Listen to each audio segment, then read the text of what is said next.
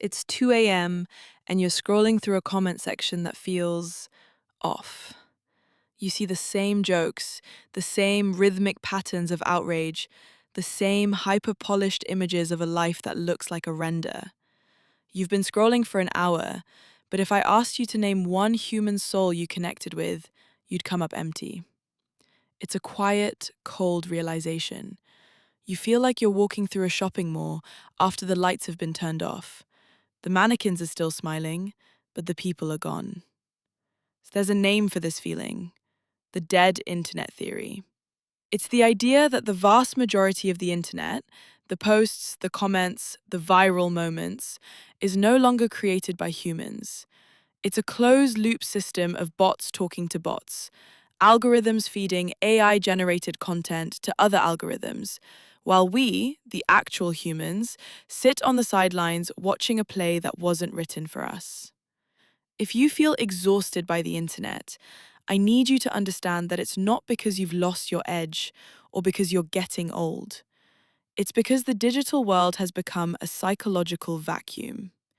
We've been gaslit into thinking that our lack of engagement is a personal failure, that we're just not productive enough or tuned in enough.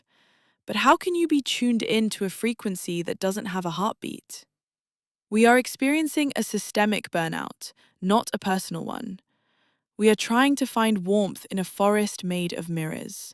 The dead internet theory isn't just about bots, it's about the death of intent. When every platform optimizes for engagement over humanity, the result is a sterile, algorithmic sludge that mimics life but contains none of it. You're not tired of people, you're tired of the simulation of people. Let's look at why the community part of the internet died. In the early days, the web was a collection of third places: forums, niche blogs, and chat rooms where people gathered because of shared curiosity. There was no algorithm to please. But today, those digital commons have been fenced off. We've been pushed into massive, centralized platforms where community has been replaced by audience. In this new world, you aren't a neighbor, you're a data point. The platforms have eroded the very possibility of community because community is, by definition, unscalable. You can't have a community of 5 million people. You can only have a crowd. And in a crowd that big, the only way to be heard is to scream, or to use a bot to scream for you. The result is a digital landscape where the loudest voices aren't the most human, but the most optimized. This brings us to the trap of optimization. We have been taught to treat our digital presence like a factory floor. We optimize our profiles, our captions, even our casual photos to perform better. We've turned ourselves into mini algorithms. When you spend all your time optimizing for a system that isn't human, you eventually lose the ability to speak human. We are living in a digital hyper-reality where the map is more important than the territory.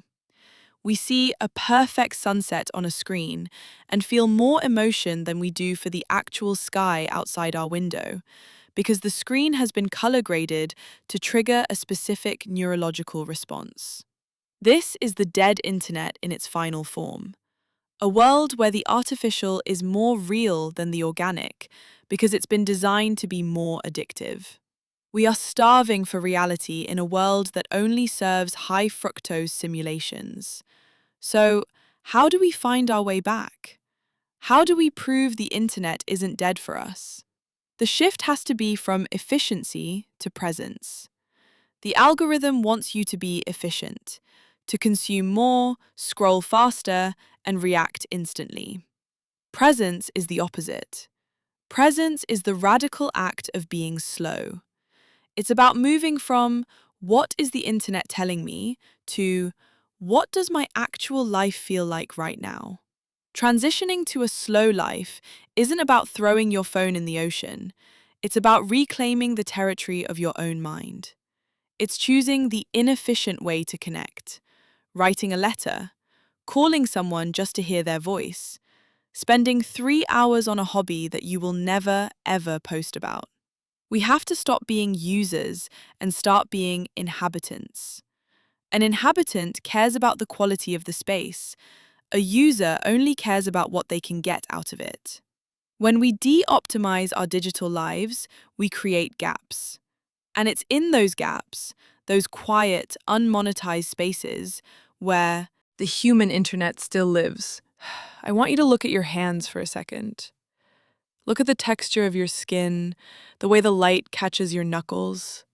This is real.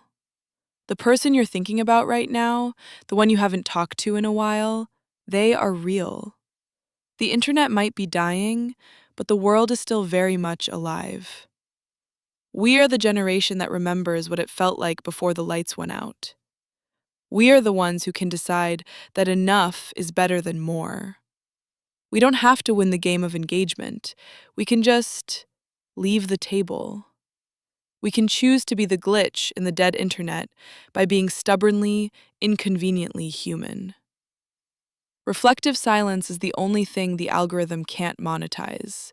So, take a moment. Don't scroll to the next video immediately. Just let the silence sit here with us for a beat. You are not a bot. You are not a metric. You are a person in a room, breathing, and that is more than enough. What's one thing you did today that didn't leave a digital footprint? One thing that was just for you, in the physical world, where the dead internet couldn't reach it. Think about that. Keep it close. See you.